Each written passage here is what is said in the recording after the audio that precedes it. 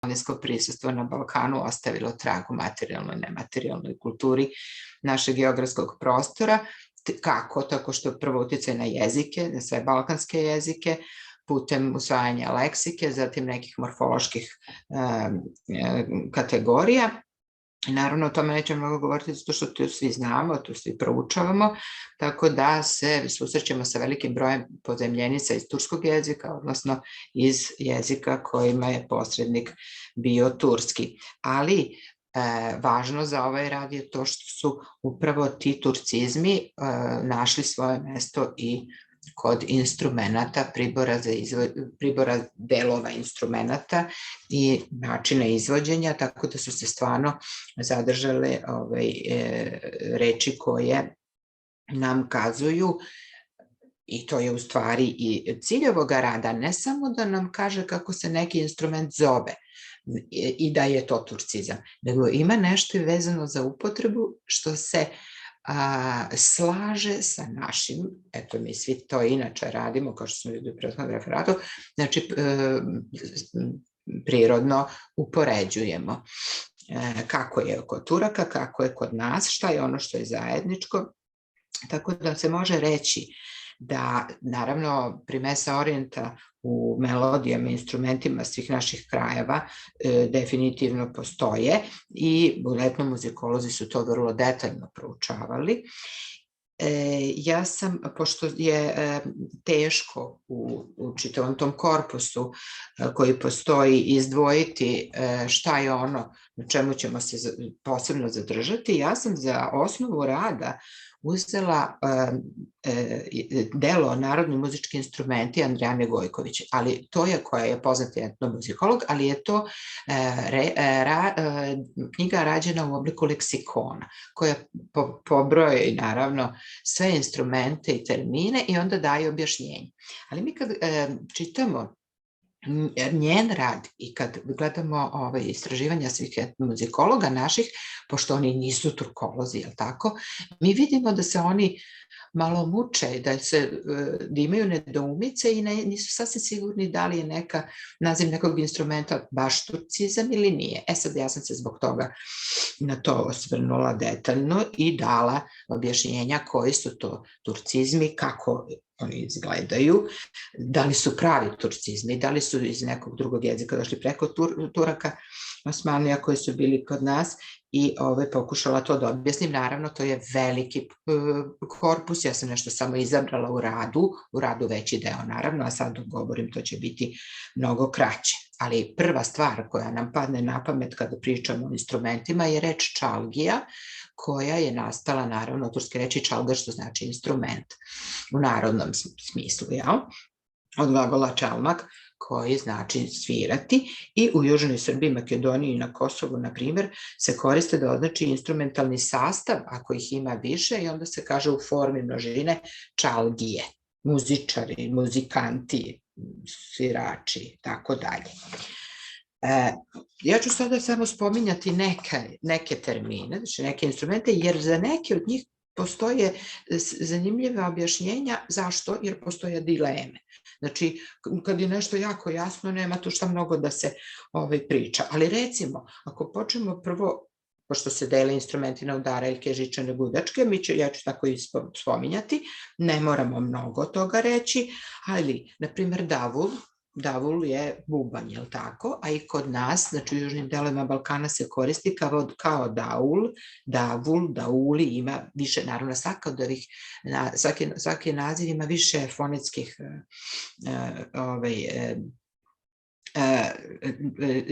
fonetskih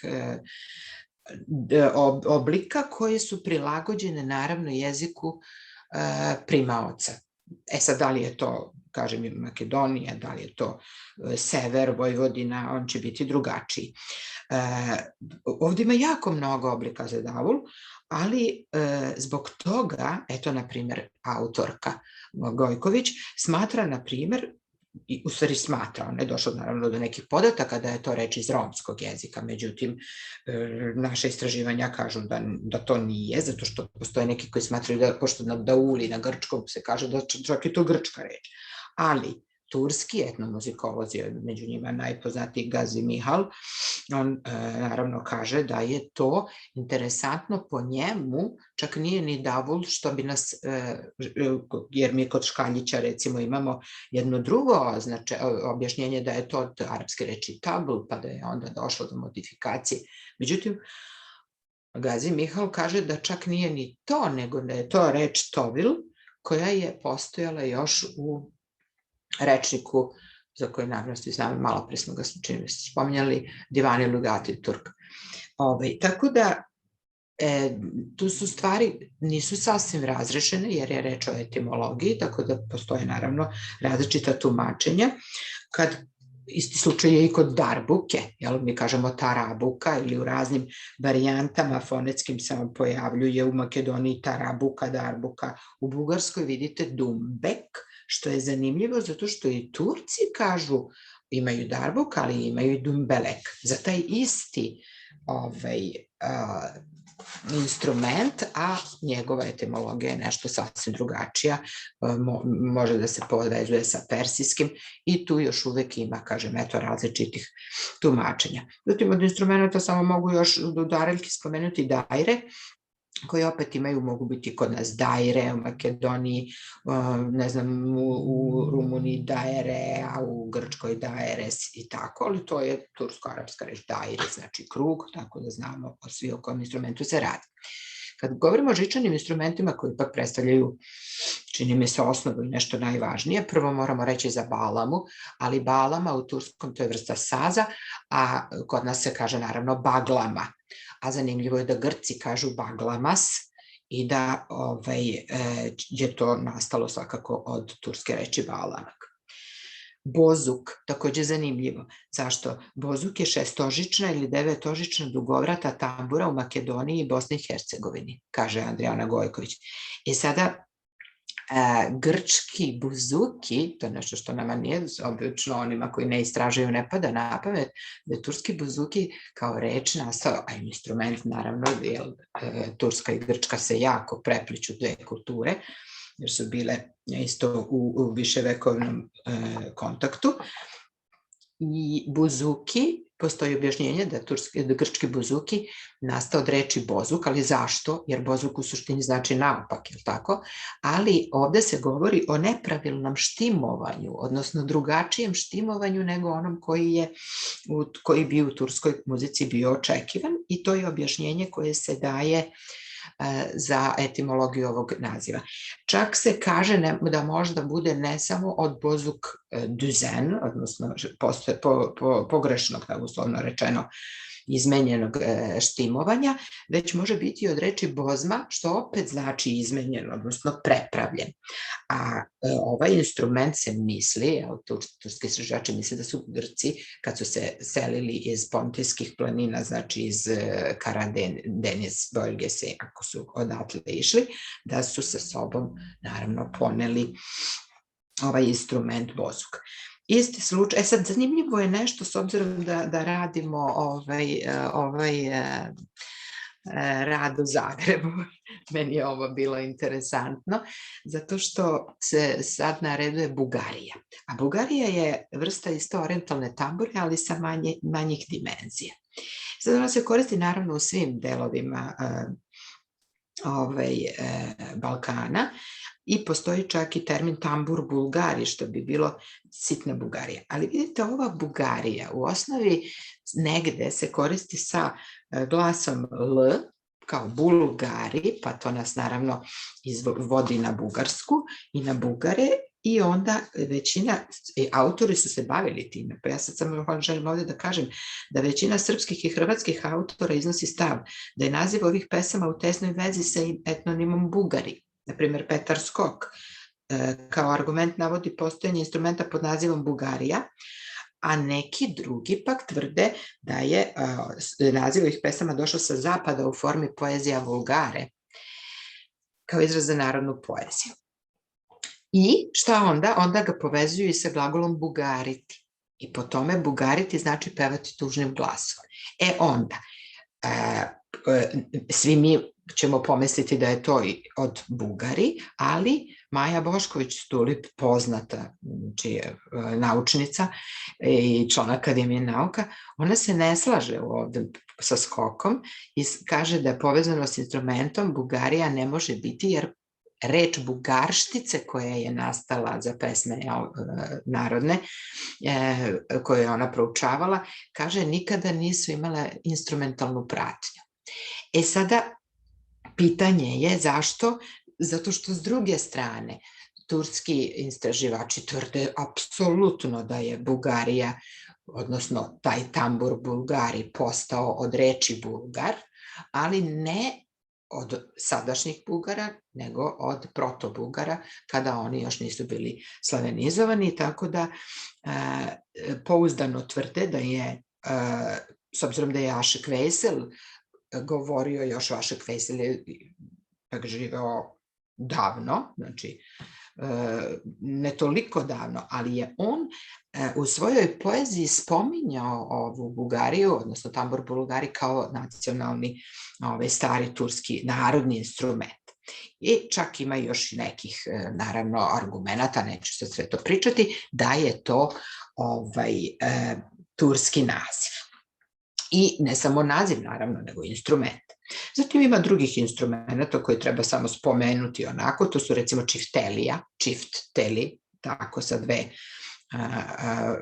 tambura sa dve žice, i jasno nam je kakav je, tu je bez dileme turcizam. Zatim ćemane ili kemane, turcizam persijskog porekla, za keman, violinu, ali kad se govori sad o violini, imamo drugi instrument koji i on postoji u našem narodnom stvaralaštvu, ćemene, ćemenče, ćemanče ili kemenđe.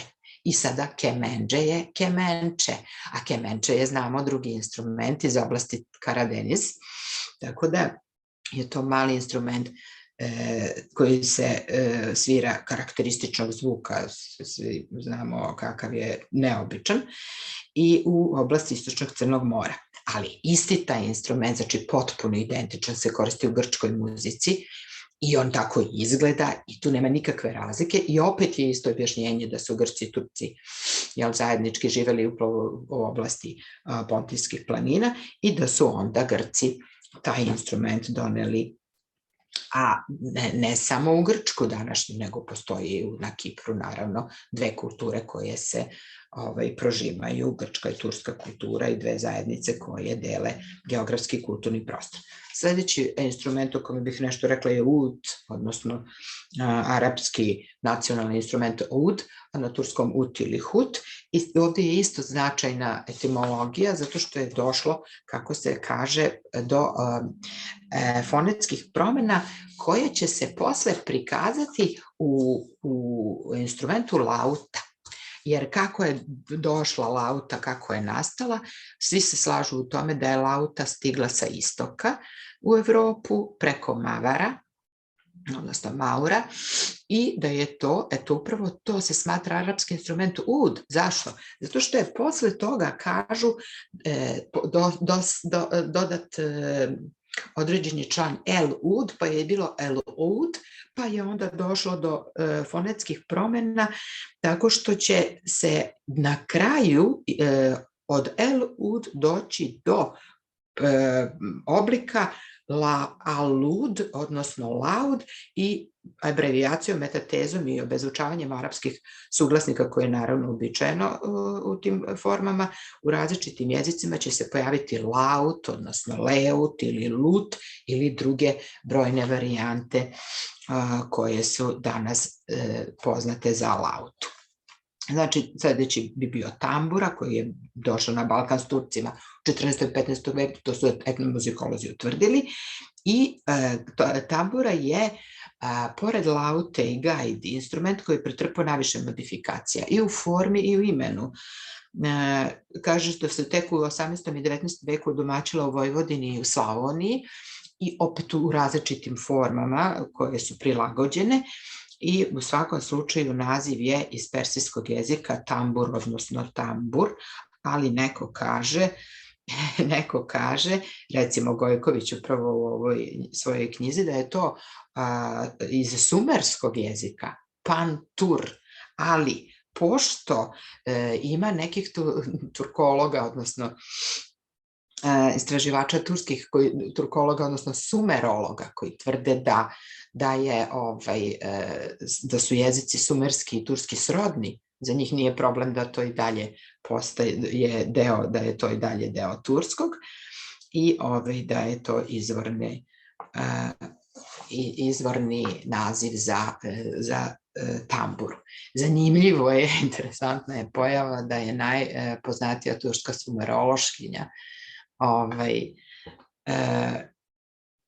ima 106 godina danas. To je jako, jako interesantno. To će biti naravno detaljno u radu obrađeno. Saz, znamo šta je nacionalni turski instrument koji se koristi kod nas u Bugarskoj, Makedoniji, Bosni, Albaniji, u različitim isto nazivima. Šargija, isto šarkija u Bosni, a šarki znači istočni, tako da je i to stiglo sa istoka na Balkan. Zatim imamo duvačke instrumente, gde bih ja izdvojila duduk. To je jednocevna čobanska svirala, za koju Gazi Mihal kaže isto da je nastala od reči tek, koja se pominje u rečniku Divani Lugati Turk. I onda idu gajde, koje su jako rasprostranjene, i onda neki su naučnici utvrdili svakako da su gajde došle sa istoka na zapad, ali da imaju dve varijante, da se javljaju kao istočni i zapadni tip. Sada, turske gajde su tulum, nisu gajde, nego tulum. Zašto? Zato što se ono i dalje samo sastoji od mešine. Znači, nemaju cevi, one koje regulišu tonove koje imaju ostale gajde na zapadu, taj zapadni tip, i u turskom danas se i dalje za gajde kaže tulum, a reč gajda se koristi, ali se koristi da označi škotske gajde, tako da oni tu prave razliku i one su kod nas rasprostranjene naravno svugde u Bugarskoj, Makedoniji, Srbiji, Albaniji, Grčkoj, Hrvatskoj i svugde na Balkanu. Zatim ide kaval, za koji mi znamo šta je, ali postoji i u turskom isto dve vrste kavala, sa jezičkom i bez jezička, i to je jedan koji izgleda kao frulica i jedan koji izgleda onako sa strane, se svira ono na što smo mi navikli i što je kod nas prihvaćeno. Zatim zurna ili zurla, takođe je poznat instrument prodornog zvuka koji je poznat na celom Balkanu. Postoje kod nas dve varijante naziva, znači može zurna ili zurla. I onda ostaje pribor, o kome ima naravno jako mnogo da se koristi, ali ja ću ovde samo jedan reći, time naravno ću završiti, pribor koji je pribor ili nije. Zanimljivo, je li reč o terminu balaban, koji kod nas postoji u širokoj upotrebi, postoji prezime, je li tako, Balaban i Balabanović i razne varijante, a ako nekoga pitate ko se preziva Balabanović, šta znači Balaban, pitanje je šta će on reći i da li će tačno znati. Možda ljudi istražuju, možda ne. U svakom slučaju, ako gledamo ovaj leksikon Andrijane Gojković, ona kaže da je u našoj muzičkoj balkanskoj terminologiji balaban maljica velikog bubnja. Šta to znači? Da se i škaljić, to isto kaže. Što znači da je to pribor koji će se koristiti za udaraljke. Ali šta se dešava? Dobro, Škaljić je rekao da je to reč turskog porekla, odnosno persijskog, ali i Turkče Sözlük TDK isto kaže to, ali Türkče Dil Kurumu ne daje termin značenje koje ima veze s muzikom. Zanimljivo je to. A šta se dešava? U turskoj narodnoj muzici balaban nema nikakve veze s udaraljkama, nego je to duvački instrument. Vrlo interesantno, on je duvački instrument i to slično duduku. Zašto? Ima čitava istraživanja o tome, čak 3 instrumenta. Jedan je mej, koji se najviše svira u Turskoj, duduk, koji se vezuje za jermensku muziku, čak jermenski kažu nacionalni instrument, i balaban, kad se kaže balaban, misli se na azerbejdžanski duvački instrument, ali oni su sinonimi za jedan instrument skoro istih karakteristika. I onda, upravo na ovom primeru se vidi ono što sam na početku rekla, da etimologija naziva instrumenta nije uvek indikator koji će pokazati pripadnost određenoj naciji. Naprotiv, negde će se koristiti, evo, na primjer, naziv za turski narodni instrument meji. Smatra se da je dat kako bi se on razlikovao od drugog instrumenta neji, čiji je, naravno, naziv persijskog porekla, ali se on koristi u turskoj klasičnoj muzici, odnosno u orkestru koji obavezno mora da bude kao klasičan instrument. Znači, ne u narodnom instrumentu. Sad, da bi se napravila razlika, onaj koji se svira, a slični su u narodnoj muzici, on se zove mej, a s druge strane, duduk je stara turska reč, kako smo malo pre rekli da Gazi Mihal kaže da ga ima u Divani Lugazi Turk.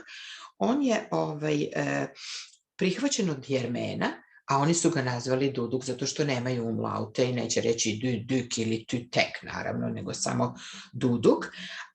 A kad je reč o balabanu, Evlija Čelebija ga još opisuje kao turkmensku frulu, koja je poreklom iz Širaza, interesantno, a koji su turski svirači u Istanbulu koristili, a sam sada balaban, ako je to turski naziv, ok, on se najviše navodi kao azerbejdžanski instrument i naravno je da je to jako srodno turski azerbejdžanski, ali i to se lako može objasniti nacionalnom jezičkom srodnošću, ali s druge strane ima nekih podataka koji kažu da je to čak i persijski narodni instrument i šta ćemo onda? Onda treba još više istraživati na ovu temu i utvrditi odakle taj balaban je kod nas pribor za bubanj, u Turskoj je, u Azerbejdžanu je duvački instrument, isti takav se pojavljuje u susednim zemljama, tako da je ova tema jako zanimljiva jer zahteva multidisciplinarni pristup. Ne može jedan etnomuzikolog znati samo sve ono što treba da zna o etimologiji, recimo orijentalnih ili turskih naziva u instrumentima i priboru. Eto, ja sam ovo skratila koliko sam mogla, nadam se da nisam preterala, tako da vam se zahvaljujem na pažnji. Hvala profesorice, mislim da smo, kako smo online, imamo malo više slobode i probijati tu vremensku granicu. Veselim se pročitati vaš cjeloviti rad nakon konferencije. Ben de şimdi Haşim Bey'i davet ediyorum bizim virtüel sahnemize. Türkoloji Öğrencimiz Klubumuz adına konferansımıza katıldığınız için teşekkür ediyorum. Haşim Bey, Romanya'da Türkoloji çalışmaları ve Mihail Guboğlu konusunda sunum yapacak. Buyurunuz. Evet. Dobar dan svima iz Ankare. Ali ja ću govoriti u turskoj. Moj hrvatski nije desto. Pozdravim iz Ankare. Yalnız benim sunumum var, bir tane ekran paylaşabilir miyiz? O mümkün mü? Evet, share screen. Açık mı? Açık. Evet, güzel. Evet. Evet, şimdi öncelikle ben teşekkür ederim. Beni de kabul ettiğiniz için. Şimdi bu aslında, bunu kısaca söyleyelim burada. Marco'yla ben Zagreb'de TİKA ile görevliyken beraber konuştuğumuz, hatta bu toplantının belki de fikir babası sayılabilirim ben yani. Hani burada mütevazi olamayacağım. Marco'ya demiştim böyle bir şey yapmak nasıl mümkün olur mu diye. Onun da hoşuna gitmişti. Tabii bizim kulüpteki öğrenci arkadaşlarımız çok becerikliler yani sosyal olarak. Sizler çok becerikli olduğunuzdan bunu da yaptınız. Tebrik ederim o manada da. Şimdi bu Romanya'da Türkoloji çalışmalarına benim ilgi duymam. Ben orada da Yunus Emre Enstitüsü ile Köstence müdürü olarak görev yapmıştım. 2011 Kasım, 2013 Kasım yılları arasında. O sırada da Köstence'ye 200 kilometre uzaklıktaki bir Galatz kütüphanesindeki bir yazmayı bulmuştum. O yazmayla alakalı bir Mihail Guboğlu, şimdi üzerinde konuşacağımız bilim insanının da çalışmaları vardı. İlgimi çekti ve şu an hala Mihail Guboğlu'nun eserleriyle bir şekilde ilgileniyorum ben. Şimdi evet, bu niye gitmiyor? Dur bakalım. Evet, şimdi sunumun içeriğine geçtiğimizde önce bir Osmanlı'yla prensliklerin, Eflak ve Boğda'nın ilişkilerini inceleyeceğiz. Sonra Roman topraklarındaki ilk Türkoloji çalışmaları, sonra bağımsızlık 1878'den sonra ve komünist dönemde Türkoloji, ardından günümüze kadar Türkoloji deyip sonra da Mihail Guboğlu'na geçeceğiz. Burada iki var, harita var. Bu sağdaki Eflak, Erdel, Boğdan dediğimiz bu tarihi bölgeler, bunlar prenslikler şeklinde yönetiliyordu ve Osmanlı'ya da Boğdan ve Eflak imtiyazlı eyaletler şeklinde bağlıydı. Soldaki de bugünkü Romanya. Yani bu 1967 yılından ama sınırlar aynı harita olarak baktığımızda. Evet, ilk temaslar, Osmanlı ile ilk temaslar Eflak ve Boğdan bölgelerinde oluşuyor. İşte 14. yüzyılın ikinci yarısında işte 1368 yılında bir savaş var Osmanlı ordusuyla. Bu savaşta yeniliyor Osmanlılar. Hatta bu Basarap güçlü bir prens, Sultan 1. Murat'la da ittifak yapıyor. Birinci Kosova Savaşı'nda Eflak prensliğinin askerleri de yer alıyor o zaman. Ama esas Eflak 1462 yılından itibaren Fatih Sultan Mehmet zamanında Osmanlı'nın eyaleti haline geliyor. Bugünkü Moldova ve Kuzey Romanya toprakları, biraz da Ukrayna'nın güneyi de Boğdan diye geçiyor o zaman. İşte o da 1450 yılından itibaren Osmanlı Devleti'ne bağlanıyor. Tabii bu 15. ve 18. yüzyıllar arasında genelde bu Roman beyleri ya da Rumen asiller voyvoda olarak ya da oraya prens olarak atanıyorlar. Hem jeopolitikten bulunduğu yerden ötürü, yani Avusturya'ya sınır, işte Ruslara, Katolik Lehlere sınır olmasından ötürü bir tampon devlet rolü oynuyor bu Rumen prenslikleri. Ayrıca İstanbul'un da yiyecek tedariğinde başkentin, o zaman için tabii Konstantinopolis diyoruz, çok önemli rol oynuyorlar. Bu şu anki Romanya toprakları Eflak, Boğdan ve Erdel'den oluşuyor. Bunların üçünü birleştirmek aslında Rumenlerin eskiden beri bir hayali. Mesela bu 1600 yılında da Mihail Viteazul var. O da üç bölgenin hakimi ilan ediyor ama sonra yeniliyor Osmanlılara. Şimdi 18. yüzyıla kadar Eflak ve Boğdan beyleri Rumen soylular arasından seçilirken sonra bu beylerin hem Avusturya ile hem Ruslarla birçok ittifaka girişmesinden ötürü Osmanlılar 18. yüzyıldan 1821 yılına kadar Fenerli Rumlar arasından atıyor ve bu 1700 ile 1821 arası şeyde de bu Roman tarihinde de işte Fanaryotlar dönemi diye geçer. Şimdi bu ilk Türkoloji çalışmalarına baktığımızda tabii o zaman belki adı Türkoloji olarak konmamış ama bu Georgius de Transilvanya diye bir vatandaş var. 1481 yılında Türklerin ahlaki yaşam adetleri ve öfkeleri hakkında bir eser yazıyor. Bu Nicolae Spatarul Milescu, bu da 1636-1708'de yaşıyor. İşte küçük bir tarih yazıyor. İşte bütün Türk imparatorluklarının bulunduğu Osmanlı'nın başlangıcından bugüne bunu büyük Roman tarihçisi Nikola Yorga 1905 yılında edit ediyor. Yine çok önemli bir figür hem Osmanlı tarihi açısından da Dimitri Kantemir. Boğdan voyvodalığı yapıyor. Zaten o zamanki voyvodanın da oğlu. 14 yaşında İstanbul'a rehin olarak geliyor. Burada Arapça, Farsça, Osmanlıca öğreniyor. İşte Türk müziği üzerine çalışmalar yapıyor. Bu özellikle Kitab-ı İlmül Musiki ala veçil hurufat dediğimiz musiki harflerle tespit ve icra ilminin kitabı Osmanlı müzik tarihindeki en önemli kitaplardan bir tanesi. Yine Osmanlı'nın yükselişi ve düşüşü, bu Incrementorum et Decrementorum şeklinde bir tarih kitabı da var. O da çok yine Osmanlı tarihçiliği açısından önemli bir kitap. Bu Fenerli Beyler dönemine geçtiğimizde işte söylediğimiz gibi 18. yüzyıldan 1821'e kadar Fenerli Rumlar arasında atanıyor. Şimdi burada iki önemli akademi var arkadaşlar. Bükreş ve Yaş'ta akademiler kuruluyor ve bu Rumca konuşan Ortodoks alimler, yani Yunanlılar, İstanbul'a gidenler olduğu gibi birçoğu da Bükreş'e ve Yaş'a gidip burada çalışmalarını devam ettiriyorlar. Ve bu Rumların yazdığı, Ortodoksların yazdığı birçok Osmanlı tarihi var. Çoğu işte Bükreş'te olsun, Yaş'ta yazılmış olan. Bunlar üzerine de yeni yeni Osmanlı tarihçiliğinde bir farklı janr olarak çalışmalar yapılmaya başlandı. Mesela bir tanesi Yenachita Văcărescu'nun yazdığı şey, işte en büyük ve en güçlü imparatorların Osmanlı tarihi diye.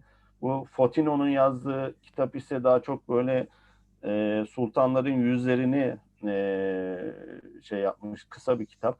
Hani bakıldığında bunlar da Osmanlı tarihçiliğini çok zenginleştiren kitaplar. 1878 yılında malum bu Berlin'den sonra Romanya bağımsızlığına kavuşuyor. Bu ilk slaytta gösterdiğimiz 3 bölgeye Doğu Romanya'da, yani Dobruca bölgesi, bu Karadeniz kıyısındaki işte Köstence, Tulça gibi yerler de dahil ediliyor, entegre ediliyor ve bugün Romanya yani oluşuyor 1878 yılında.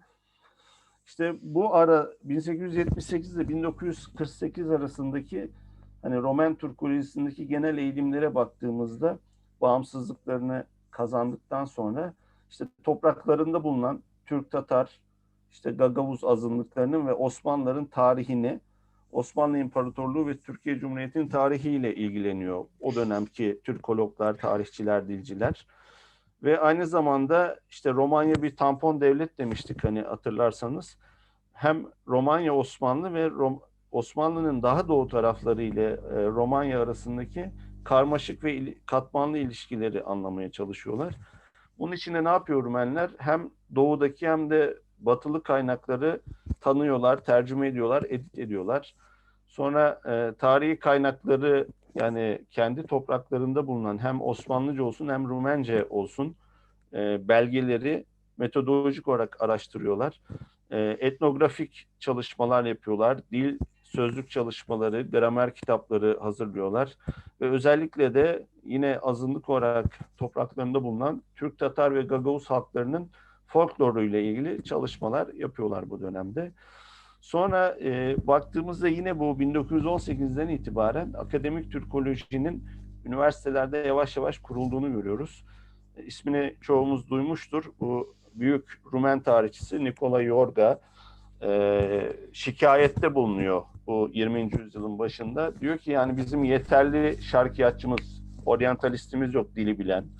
Bunları yetiştirmemiz lazım diyor ve Gotha'da basılıyor bu devasa eseri Geschichte des Osmanischen Reiches, yani Osmanlı İmparatorluğu'nun tarihi. Gotha'da 1913'te tamamlanıyor. İşte sonra Yaş'ta Tarih Enstitüsü kuruyor Yorga. Zaten Bükreş'teyken diyor bir de Yaş'ta bu Moldova'ya yakın, yani eski Boğdan eyaleti olan, şimdilerde Basarabya diye geçen yerde de bir enstitü kuralım. Ama tabii tek hocanın biraz da uzak o iki şehrin arası, yetişemiyor. Onun imdadına da yine hepimizin ismi malum olan Franz Babinger yetişiyor. Bu Berlin'deki görevinden bu Nazi döneminde atılıyor, işsiz kalıyor ve Yorga'da Güneydoğu Avrupa Araştırmaları Enstitüsü'nün başkanı olarak Bükreş'teki Babinger'le bir misafir araştırmacı, misafir hoca anlaşması imzalıyor. 2 yıl sonra, çok nedeni belli değil araştırmalarda, bu sözleşme bitiyor. O zaman da Yaş Üniversitesi tekrar Babinger'i hoca olarak çağırıyor. Felsefe ve Edebiyat Fakültesi'nde. Burada Yorga Yaş'taki enstitünün işte onursal baş direktörü, Babinger icraiye direktörü ve Mihail Guboğlu, az sonra üzerinde konuşacağımız Guboğlu da asistan ve kütüphaneci olarak çalışıyor Yaş'taki Tarih Enstitüsü'nde. işte bu komünist dönem hani 48 ile 90 arasında yine özellikle azınlıklar Romanya'da bulunduğu için çalışmalar devam ediyor ve Köstence'deki Türk ve Tatarlardan dolayı da Türk ve Tatar tarihi, dili ve Dobruca'nın folkloru çalışılıyor. Şimdi 90 yılında komünizm bittiğinde yeni anayasalar yazıldığında işte Romanya'daki 17 azınlığa milli azınlık statüsü veriliyor ve bunlar da kendi dil ve kültürünü muhafaza etme noktasında kimi haklara sahip oluyorlar. İşte bu da Türkolojilerin aslında daha fazla gelişmesinde hani çünkü nüfusunun yaklaşık 100 bin Türk ve Tatar var şeyde Romanya'da özellikle Doğu Romanya'da çoğu Dobruca bölgesinde ve bunlarla alakalı çalışmalar da ivme kazanıyor. Baktığımızda hem komünist dönemde hem de sonrasında kurulan üniversitelerdeki Türkoloji ile ilgili, Türk dili ve tarihi ile ilgili merkezler şu şekilde. Bir tanesi Bükreş Üniversitesi Dil ve Edebiyat Fakültesi'nde Doğu Dilleri Kürsüsü'ne bağlı olarak kuruluyor Türkoloji. Yabancı dil günümüzde ise Yabancı Diller Fakültesine geçmiş durumda. A kategorisinde olmak üzere Türk dili okunuyor. B kategorisinde de başka bir dil, Fransızca, başka diller öğrenciler öğrenebiliyorlar. İşte Bükreş Üniversitesi Tarih Fakültesi Türk Araştırmaları Merkezi. Bu merkezi Mihail Buboğlu kuruyor. Ardından öğrencisi olan, o da rahmetli oldu. Benim de tanıma imkanım olmuştu. Köstence'de birlikte projeler de yürüttük Mihail Maksim Hoca ile. Allah rahmet eylesin, yürütüyor uzun zaman başkanlığını. Özellikle ve bu merkezi de eskiydi. 2017 yılında TİKA renove etti bu merkezi ve ekipman desteği sağladı. Ve Bükreş'teki Osmanlı Türk tarihi çalışan Rumen, Tatar, Türk ya da hangi etnisiteden olursa olsun herkesin bir merkezi olmuş durumda. Romanya Akademisi'ne bağlı enstitüler eskiden beri yine Türkoloji ile ilgili hem yayınlarında Türkoloji ile ilgili makalelere, kitaplara yer veriyorlar. Hem de Türkoloji çalışan, tarih çalışan, folklor çalışan, dil çalışan araştırmacıları bünyesinde bulunuyorlar. Bunların bir tanesi Etnografya ve Folklor Enstitüsü, Institut d'Ethnografie de Folklor. Diğeri Nikola Yorga Tarih Enstitüsü, Institutul de Istorie. Bu Tarih Enstitüsü'nün Revista de History diye bir süreli yayını var. Ve yine Bükreş'i bu Güneydoğu Avrupa çalışmalarında belki çok önemli bir yere getiren Instituto de Studies Sud-Est Europa, Güneydoğu Avrupa İncelemeleri Enstitüsü. Buranın Revue des Études Sud-Est Européennes adlı çok prestijli bilimsel bir dergisi de mevcut. Köstence'de yine Edebiyat ve Teoloji Fakültesi'nde Türkoloji kürsüsü var. Bu da yabancı diller kürsüsüne bağlı oluyor. Her yıl 10 öğrenci alıyor. Burada B kategorisinde Türkçe okutuluyor. Şu an hala görevli olan Neriman Hasan isimli bir hocamız var burada. Yakınlarda yine Köstence'deki Ovidius Üniversitesi'nde Tarih Fakültesi'nde Türk ve Tatar Tarihi Araştırmaları Kürsüsü kuruldu. Bu 2017 yılında açıldı. Türkiye'de doktorasını yapıp gelen bir hocamız orada var. Doktor Metin Ömer burada görev yapıyor. Ve onun başlamasıyla birlikte Köstence'deki Türk ve Tatarların tarihine yönelik çalışmalarda daha da artmış oldu. Transilvanya'da, Kuluj'da Babeş Bolya Üniversitesi'nde Türk ve Orta Asya Çalışmaları Merkezi mevcut. Bu 2009 yılında Kuluj'da kuruyor. Profesör Doktor Tahsin Cemil tarafından. Kendisi Tatar kökenli bir hocamız. Aynı zamanda da Romanya'nın Azerbaycan'da büyükelçiliğini yapmış bir diplomat. Türk dünyası üzerinde araştırmalar yürütülüyor. Türkiye ile alakalı da ve Romanya'daki Türk-Tatar azınlığıyla alakalı da ve Transilvanya'da Türkolojinin adresi konumunda. Bükreş'te bir özel üniversite var, Dimitri Cantemir Üniversitesi. Burada bir Arapça bölümü var. Burada da seçmeli olarak Türkçe dersleri, Türkiye ve Osmanlı tarihi dersleri veriliyor. Kuluj'da da Azınlıklar Araştırmaları Enstitüsü var. Bu enstitü tarafından da Romanya'daki Türk-Tatar azınlığına dair çalışmalar yapılıyor. Hatta bu yılın başında buradaki bahsettiğimiz miras.gov.ro isimli bir web sitesi hizmete girdi. Şimdi bu tabii 90'lı yıllarda komünizmden sonra Türkiye ile Romanya arasındaki ilişkiler çok iyi hale geliyor Çavuşesku'dan sonra. Bu Köstence'ye 40 kilometre yakınlığında Mecidiye diye Sultan Abdülmecit döneminde kurulmuş olan bir şehir var. O şehirde bir Mustafa Kemal Atatürk Koleji var. Burada da Türkiye ve Romanya arasında Milli Eğitim Bakanlıkları arasında ortak bir protokolle kuruluyor bu. İşte 4 branşı var bu lisenin ve ortak bir şekilde hem bir Türk müdürü, bir Rumen müdürü var. İki devlet ortak işletiyor. Yunus Emre Enstitüleri 2011 yılında Kasım'da açıldı. Bu sağdaki beyaz olan da Köstence'de ben 2 yıl müdür olarak görev yaptım. Bükreş'te de bir tane var. Ve yine görevimiz esnasında yine Köstence'deki bir özel üniversite olan Andrei Şaguna Üniversitesi'nde Yunus Emre Türkçe Kulübü salonu kurmuştuk. Burada da seçmeli olarak üniversite öğrencileri, özellikle hukuk, iletişim ve uluslararası ilişkiler bölümleri öğrencileri Türkçe dersleri alıyorlar. O üniversiteye böyle bir salon kurulmuştu. Şimdi gelelim Guboğlu'na hızlıca. Şimdi Guboğlu 1911'de Gagavuzya'da, Lunga'da doğuyor. 1989'da İstanbul'da vefat ediyor. İşte lisansını Ukrayna'da Çernovtsi Üniversitesi'nde bitiriyor 1938 yılında. İşte tarih ışığında Gagavuzlar başlıklı çalışma yapıyor. Gagavuzya în lumina istoriei. Sonra doktora çalışmasında 1940 yılında Bükreş Üniversitesi'nde bitiriyor. İşte yüzyıllar boyunca Türk-Romen ilişkileri başlığıyla. Ve yaşta işte ki açılan o ilk bölümde anlattığım enstitü o zamanki Türkiye Cumhuriyeti Büyükelçisi Hamdullah Supi Tanrıöver şerefine açılıyor. Babinger'de görev yapıyor. Orada asistan ve kütüphaneci olarak çalışıyor Guboğlu. İşte ana dili Romence ve Türkçe, Fransızca, Almanca, Rusça, Bulgarca ve Arapça biliyor. Osmanlıca'ya hakim. Yaştaki görevinin ardından 1945 yılında Bükreş'te kurulan Balkanoloji Enstitüsü'ne atanıyor. Burada 1948 ve 63 yılları arasında Tarih Enstitüsü'nde görevlendiriliyor.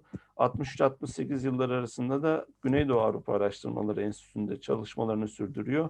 Bu sağda gördüğünüz, resimde gördüğünüzle o Revue des Études Européennes, o Güneydoğu Avrupa Araştırmaları Enstitüsü'nün akademik yaşamına devam ettiğimizde Osmanlı tarihi, paleografya, folkloristik ve Türk dili alanlarında dersler veriyor. Bu yine kapağını ben buraya koydum. Guboğlu'nun çok önemli bir katkısı Osmanlı tarihçiliğine ve Türkolojiye. O döneme kadar bu 1958'de yazıyor bu Paleografya și Diplomatice Turco-Osmanlı'yı yapılmış en iyi çalışmalardan bir tanesi. Paris'e, İstanbul arşivlerine her yıl gidiyor. Türk-Fransız üniversitelerinde dersler veriyor. Ve ilginç bir şey, Türkoloji konferansı için geldiği İstanbul'da 11 Mayıs 1989 tarihinde vefat ediyor. İşte 50 yıla yakın süre çalışmalar yapıyor Guboğlu. Yani hem birçok Türkolog yetiştiriyor, hem Osmanlı tarihini yerleştiriyor Rumen çevrelerine. Mesela Gagavuzların Uz-Oğuz soyundan geldiğini daha net bir şekilde çalışmalarla ortaya koyuyor. Romence'de mevcut 3000 Türkçe kelimenin daha yoğun araştırılması gerektiğini söylüyor. Burada referansını verdim ben. Bu makaleyle Romanya Türkolojisi ve Rumen dilinde Türk sözleri hakkında bazı araştırmalarla. İşte Ahmet Resmi Efendi'nin bir Galas'taki kütüphanedeki yazmasıyla ilgili sağda da makalenin ilk sayfası. Bu da o yazmadan bir görüntü. İşte aynı zamanda Türk Tarih Kurumu'nun muhabir üyeliğine seçiliyor. Haberleşme üyesi oluyor ve Bükreş'te törenle veriliyor. Kendisine 70. yaş günü için bir bibliografya hazırlanıyor. 100'den fazla makale ve kitap, 50'den fazla tanıtım yazısı kaleme almış ki bundan sonra da daha 8 sene daha çalışacak, daha da arttırıyor bu şeyleri. Mihail Maksim'i yetiştiriyor ki Mihail Hoca da TTK Şeref üyesi seçiliyor Türk Tarih Kurumu'nun ve Romanya'da ikisi birden Türkolojinin iyice yerleşmesine vesile oluyor. Burada Mihail Guboğlu ünlü bir Türk tarihçisi Atilla Çetin ile birlikte bir fotoğrafı. İşte Evliya Çelebi'nin, bu hem paleografya ile ilgili söylediğim eser önemli. Evliya Çelebi'nin aslında Banat, Erdel ve Romanya'nın diğer bölgelerindeki seyahatlerine dair yazılarını şey yapıyor ki bu 1960'larda ve 70'lerde çok sık yapılan bir şey değil. Tüm dünyadaki Osmanlı tarihçilerinin daha fazla evliyaya ilgi duymasına da vesile oluyor. İşte bu Fatih'in Boğdan Seferi, Rumen ulusunun Türk kavimleri üzerindeki ile ilişkileri gibi Türk Tarih Kongrelerinde sunduğu şeyler var. İşte bu da önemli katkılarından bir tanesi Rumence ve Osmanlıca kaynakları eş zamanlı kullanıyor. Alman, Fransız, Rus kaynaklarını da işin içine katıyor. O yüzden çok karşılaştırmalı olarak çok kaliteli eserler veriyor şeylere. Ayrıca Romanya topraklarındaki arşivlerle ilgili tanıtıyor herkese. Adakale arşivleri, Rumen Akademisi'ndeki arşivler bunları kullanıyor ve bütün tarihçilere işte Romanya'nın bir de Türk dönemi olduğunu gösteriyor. İşte burada da yine bu kronikler yani Roman ülkelerine ait Türk kronikleri diye bir eserin kapağı var. Bununla katkılarını söyleyelim. Birincisi Bükreş'i merkez konumuna getiriyor Güneydoğu Avrupa araştırmaları noktasında. İkincisi Romanya'nın oryantalist çalışmalardaki birikimini yukarıya taşıyor. Ve hem yaşta hem Bükreş'te Osmanlı tarihi ve Türkoloji disiplinlerini sağlamlaştırıyor ve Bükreş'te açtığı Türk Araştırmaları Merkezi'nde Mihai Maxim ve şu anda da Silvane Rachieru oranın müdürü Osmanlı tarihinin müstakil bir merkez haline gelmesini sağlıyor. Puno hvala, mulțumesc, çok teşekkürler. Eyvallah. Harika, teşekkür ederiz. Stop yapalım bakalım. Evet. Sorular varsa şimdi alalım.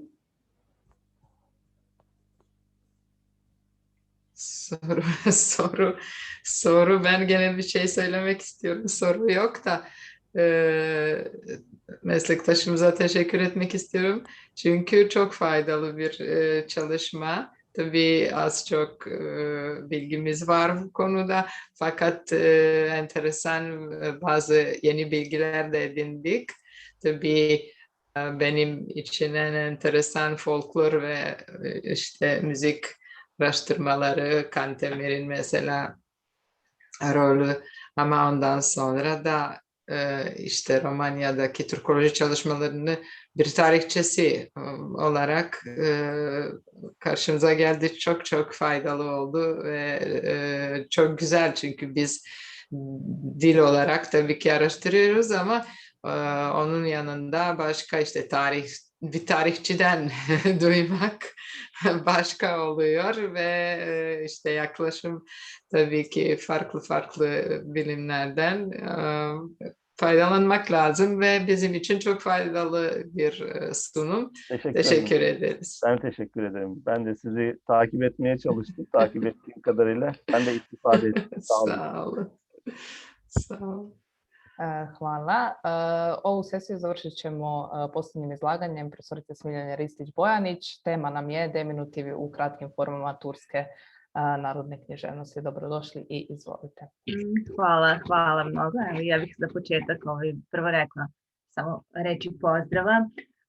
Poštovana profesorka, poštovani profesore i dragi kolege i koleginice. Kao prvo želela da kažem da je velika čast i zadovoljstvo što imam priliku da učestvujem na ovoj konferenciji Mladi turkolozi, a posebno mi je drago što su upravo studenti ti koji su organizovali ovu konferenciju i realizovali zapravo ovu divnu ideju da predstave svoje radove i svoje istraživanja u okviru ove konferencije i nadam se prosto da će potrajati i da će prerasti u jednu tradicionalnu konferenciju. A na prvom mestu nadam se da će studenti ostvariti trajna prijateljstva pored saradnje. Također bih želela da kažem da mi je žao što nisam mogla da prisustvujem lično, tačnije da dođem u Zagreb, da se upoznam sa ostalim koleginicama i kolegama iz Zagreba, Sarajeva, Mostara i Tuzle, tako. Međutim, moj oporavak od koronavirusa još uvek traje, tako da prosto nisam bila u mogućnosti. Ali drago mi je što možemo i na ovaj način da se priključimo. Sad, pošto smo ograničeni vremenom, ja bih odmah prešla na ovu kraću prezentaciju mog istraživanja pod nazivom Deminutivi u kratkim formama turske narodne književnosti. Ja sam takođe pripremila kratku neku prezentaciju, pa evo, ako se slažete da podelim.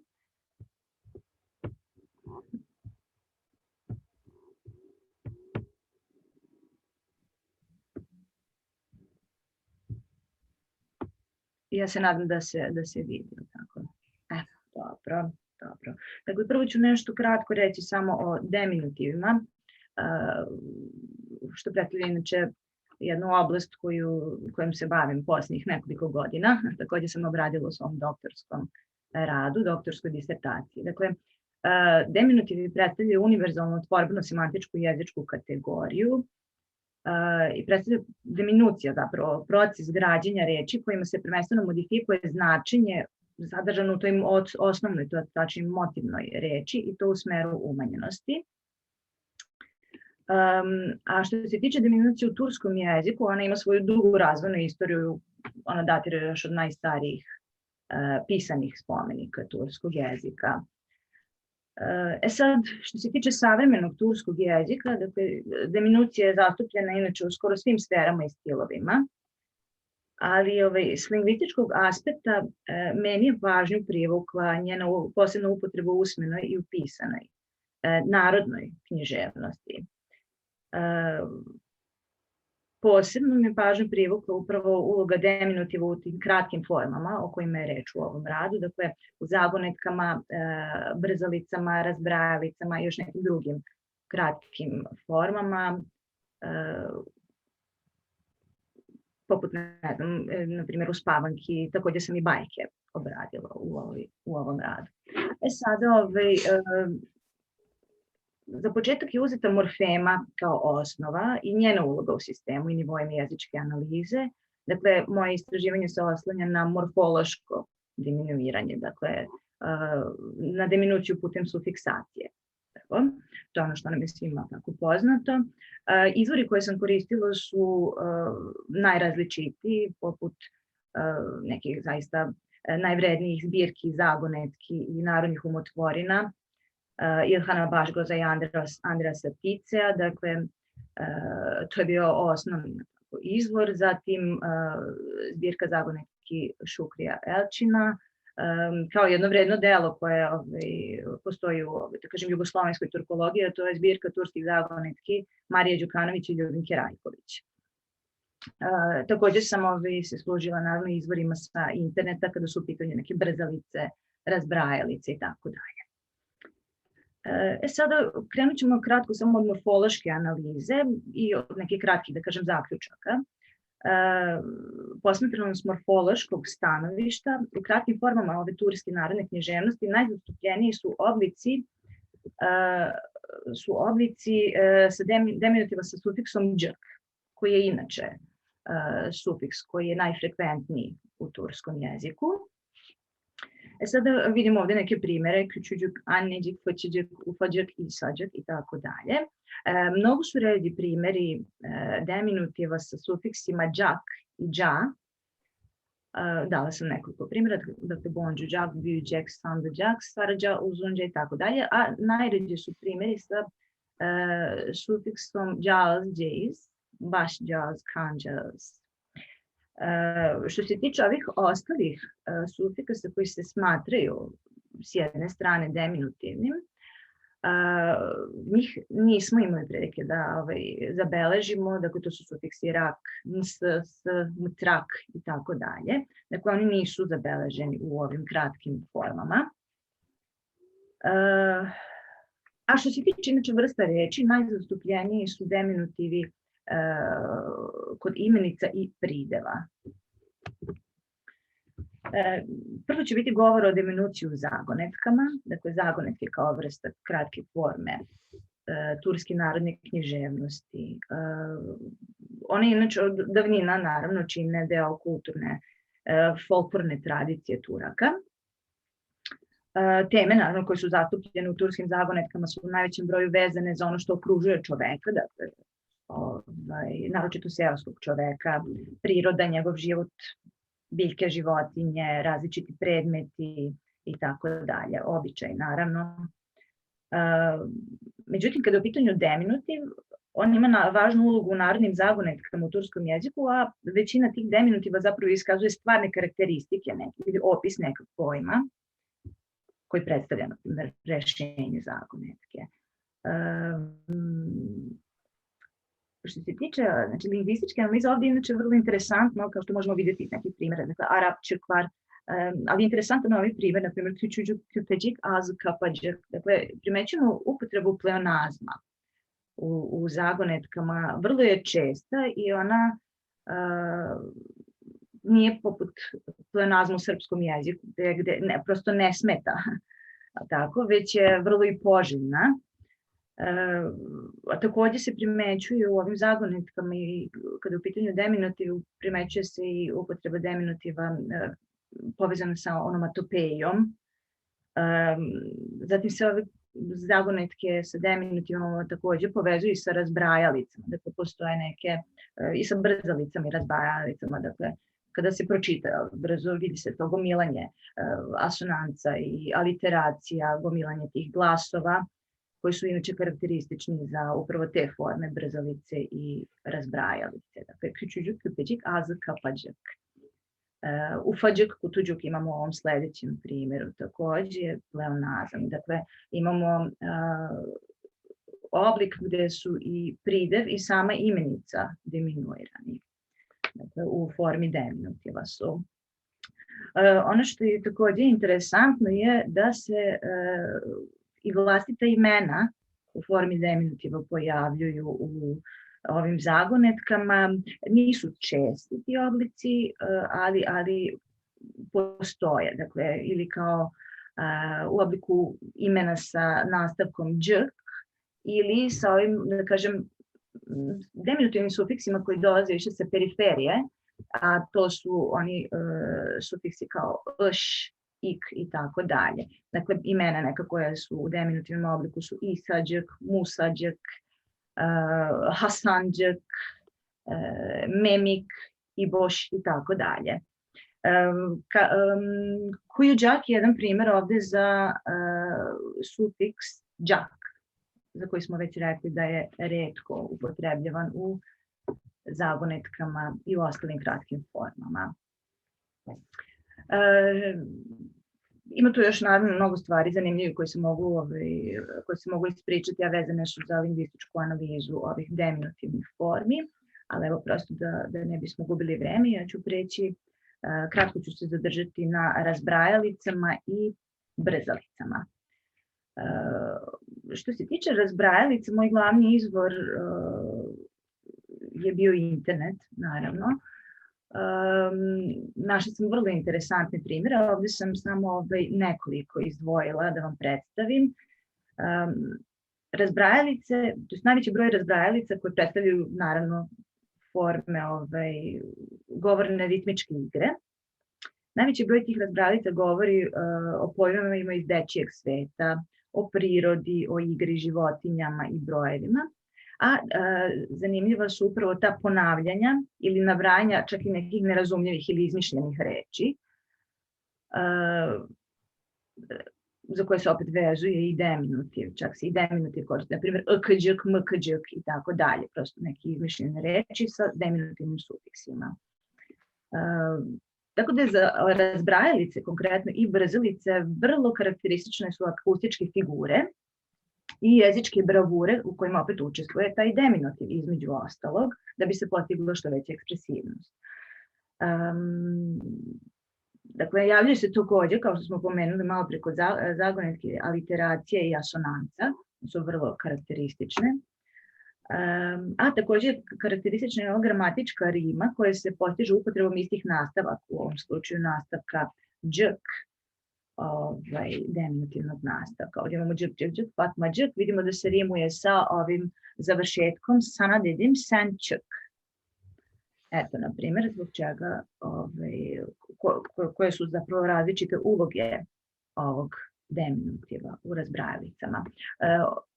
Jedan vrlo interesantan primjer koji mi je privukao pažnju je upravo ova razbrajalica, gdje su ovi nastavci džk, samo formalno da kažem, formalni ovi nastavci za deminutiv dodati na brojeve, što je znači vrlo retka pojava u turskom jeziku da se nastavak za deminutiv dodaje na broj. Imamo naravno reč biricik i tako dalje, ali eto, biricik i hidžik i tako dalje, džiđili bonđuk na kraju, da bi se rimovalo sa završnim stihom. Ovaj prevod na srpski, kao što vidite, moram prosto da kažem, nije moj, već je ovo prevod profesorke Mirjane Teodosijević, koja je, čim je videla ovu razbrajalicu, dobila ideju, pošto ona vrlo lako i prirodno dobije neku inspiraciju, tako da je ona ponudila svoj prevod ove razbrajalice, koji se meni veoma dopao. Naravno da to može da bude i u nekoj drugačijoj varijanti prevedeno, ali ovo je vrlo interesantno. 8 putić, 9 putić, 10 putić, džiđić, biđić, na primjer. Eto, dakle, upravo ta govorna igra je ovdje bila cilj u upotrebi ovog deminutiva. Ima tu još različitih nekih razbrajalica, evo ja ću samo pročitati, ne znam, završava se fatmađak, kaldur beni hopađak, na primjer. Na uzvik hopa može da se doda deminutivni sufiks, također ima, ne znam da li sam, evo imamo i primjer ovdje, dakle mini geldim baktım küçücük, ağzı burnum minnacık, söyle bana çarçabuk i tako dalje. Ima jedna brzalica također, razbrajalica, dolapta pekmez, yala bitmez, Ayşecik, cik, Fatmacık, cık, sen bu oyundan çık. Na primjer, također interesantno. Evo privešću polako i kraju ovo moje kratko izlaganje, evo završit ćemo sa ovim brzalicama. Ne postoji veliki broj brzalica u kojima je zastupljen deminutiv, ali evo ja sam izdvojila jedan koji mi je bio interesantan upravo zbog upotrebe ovog manje frekventnog deminutivnog hipokorističkog zapravo sufiksa, iš, koji se često dodaje ili najčešće dodaje na skraćena vlastita imena, naravno i na druge vrste imenica, ne samo vlastitih, ali u ovom slučaju imamo ime, tako, Ibrahim i Mehmet, tako, Ibiš ile Memiš, Mahkeme je gitmiš, Mahkeme leşmişmi, Mahkeme leşmemişmi. Uspela sam, nije bilo brzo, ali eto, interesantno je. Dakle, šta je ovdje kod brzalice bilo u pitanju, pošto je to također igra rečima, tako, brzalica predstavlja igru rečima u kojoj se ističu glasovi i glasovne grupe. Ovdje vidimo hipokorističke forme vlastitih imena koje su se uklopile uz ovaj narativ ovdje i vrlo lijepo se postigla ta izvučni efekat, zapravo akustički efekat. Također, kažem, evo samo kratko i time ću završiti, dakle, obrađene su i uspavanke, Turke također, i bajke, malo je drugačija uloga deminutiva u tim, kraćim formama, usmene narodne književnosti, ali prosto ovo su mi bile najinteresantnije forme, gde zapravo taj deminutiv, kao što smo vidjeli, ima različite uloge. Ne samo onu osnovnu ulogu, tako, već se javlja u toj denotativnoj i u konotativnoj sferi. Dakle, kao što smo vidjeli u onim zagonetkama, zaista se često ukazuje na tu umanjenost pojma, to je neka osnovna upotreba tog deminutiva. Međutim, vidimo i da je deminutiv važan element igre, te jezičke igre. Ističe se njime također ritam, koji je vrlo važan za ove kratke forme. On se uspostavlja upravo tim ponavljanjem određenih glasova i sufiksa kroz rimu, naravno. Tako da, eto, istaknuto je u radu upravo ta akustička uloga deminutiva i deminutivnih sufiksa. Također, eto, kroz neke jezičke bravure, kao što smo mogli da vidimo, naročito u brzalicama i u razbrajalicama. Eto, to je otprilike to što se tiče mog izlaganja i zahvaljujem vam se na pažnji.